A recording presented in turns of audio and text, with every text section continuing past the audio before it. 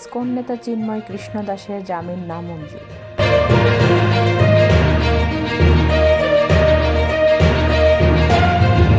হ্যাকারদের কবলে আসিফ মাহমুদ, হাসনাত ও সার্জিস আলমের Facebook ID.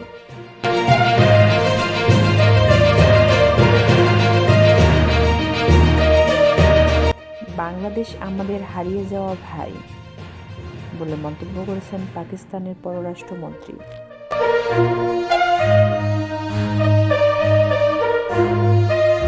একদিনে মেহেরপুর ও বরগুনায় 2 যুবদল নেতা হত্যা।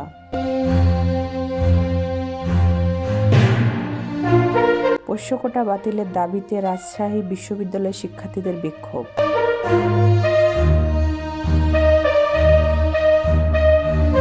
আপনারা কোন সেক্টরে যুদ্ধ করেছেন?